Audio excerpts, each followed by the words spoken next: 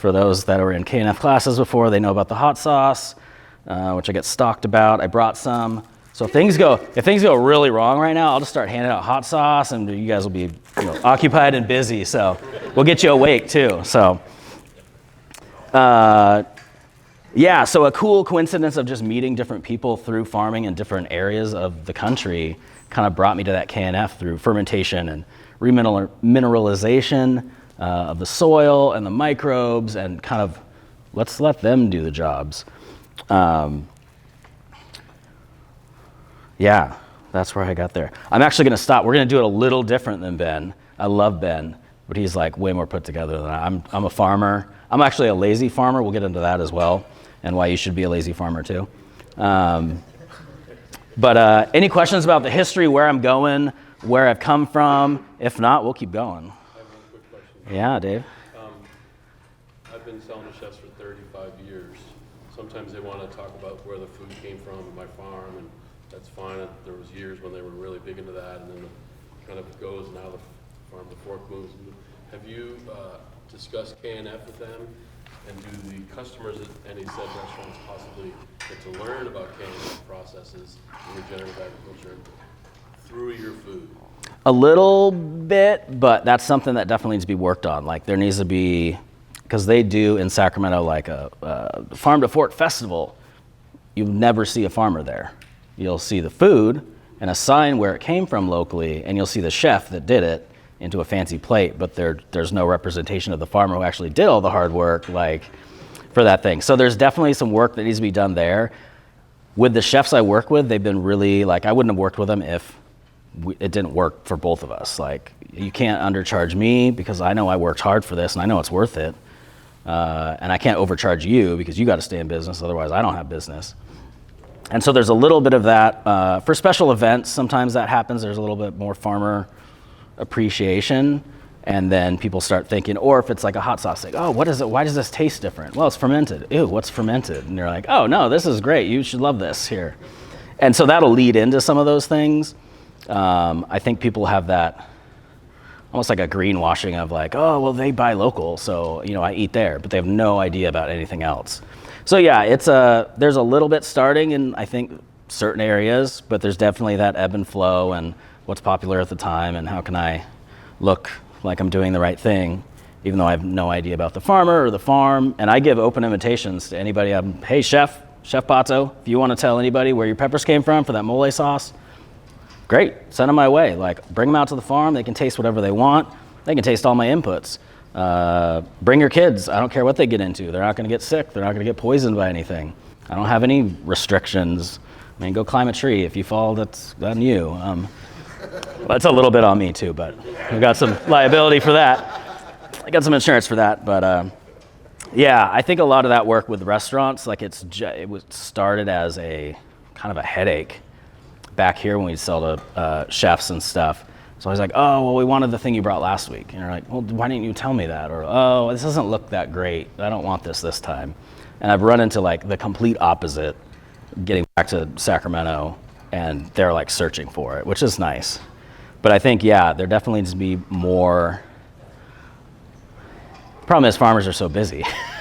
So there's no advocating for themselves to like, hey, we need this, how did you grow that kind of thing. So yeah, it's going right slowly, but yeah, it ebbs and flows. I definitely can see that. I brought K&F to a couple of my chefs and they were like, what?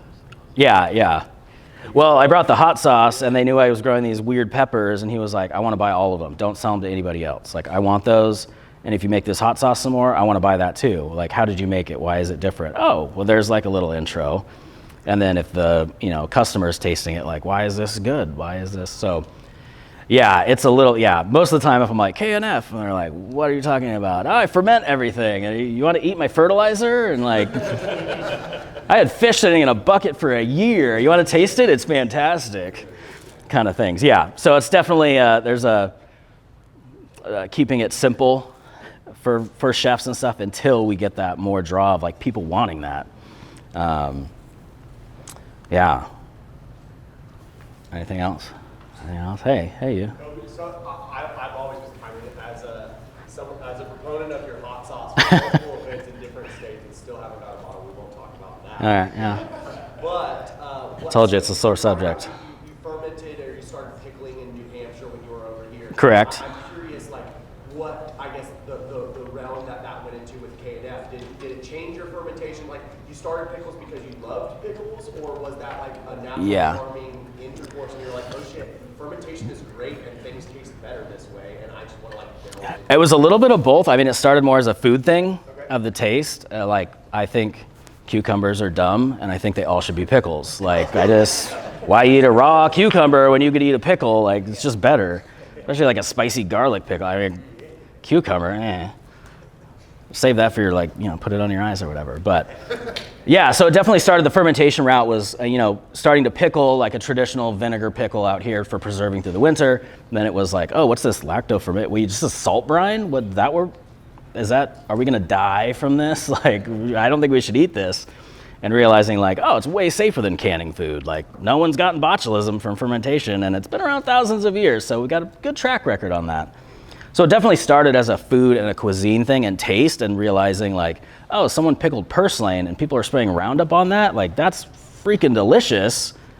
I can pick that as a weed on my farm, pickle it or ferment it, and then sell it to someone in a jar with a label, and they're gonna pay me a bunch of money for my weeds, like, that I didn't take care of, I didn't water, I didn't plant them, I just let them do their thing, and people were like, oh, this is fancy pickles, and I'm like, I like this, I like where this is going, because hey, lazy farmer, I don't wanna do all the work, I'm gonna let the weeds work for me, I'll sell those, I'll just pickle you and make $8 for a pint jar, like, that's easy. So it did start in like a cuisine sense, and the transition, like knowing that, I think had more allure with natural farming. Like, oh, there's fermentation. Oh, there's other applications of these microbes that transform our food into cool things or preserve it for us. It can also help my crops. Like, I can turn this thing back, like purslane, yep, we pickle it, I sell it. I also turn it into FPJ and make it into a fertilizer for my farm. So it's like this great plant that I try to educate people, like, you shouldn't be pulling that or like spraying it. Like, that's like gold for you. It's a great plant. Yeah, so that was a draw. And then I think I saw, I don't remember the name of it, a little documentary kind of about natural farming and watching people like, yeah, this is my fertilizer, like, no problem. And oh, I got this thing. And you're like, I don't know if I'd try that, but eventually I did. And so that kind of was the transition. It definitely started as, like I said, I love food, I love cooking, I love growing it. Plants fascinate me, so it was started there and kind of transitioned. And I was like, wait, I can do all that and farming, like, all together? Beautiful. Like, so that's kind of where it went to. So a point Ben was talking earlier, and he was saying, work smarter, not harder. Why wouldn't you use your IMOs and all these microbes that don't take a day off, that don't need a 401k? Like, labor's expensive. I basically run my farm. I get volunteers every once in a while. People get excited. They think farming's like this glorious thing, and it is glorious, but it's also hard work. I always offer a deal to like 20-year-olds, like, hey, come work on it's a free gym workout. You can get a tan, a workout, some good work ethic, and then they never come back again. That's usually how my volunteers go. I was like, I'd never want to transplant corn again. And you're like, oh, that wasn't even a hard job. That was just, you've never bent over that long in your life. Yeah, so it was interesting to hear Ben note on that, because that was part of what I was like thinking, like, okay, what do I have to give to these folks? Because, I'm not necessarily a cannabis person, so I'm not going to advise anybody on that. I know how to grow plants. I know how to grow veggies, and cannabis is a plant. It has its, own things. Like, my certain peppers have different requirements of me through the growing season than, say, popcorn or something that I'm growing. But that idea of like, all right, what can I bring? Because we could chit chat for hours. Just if I wasn't up here holding a mic, like, we'd go for days just talking about food and eating and farming and all that stuff. Up here it's weird because I'd rather just interact with everybody. But that idea that all that background that I kind of came through that got me to the natural farming side of things was that idea of like, oh, the microbes is one part of it. Like that makes sense. That's how soil works. That's how forests work. No one takes care of the forest, and it's been around. It only goes away when we mess it up. Like, great. I'm a lazy farmer. I want them to work for me. I don't want to go do all this stuff. And they do magical things. Like, I don't even know how they're doing some of this stuff. So you guys do it. And that idea of remineralization, hey, giving them some stuff to work off of. Well, great, I can get that locally for free or from a quarry or wherever I source it from. If I can use something that was a waste product that they're gonna ship somewhere, and that's gonna help my microbes as well, like fantastic.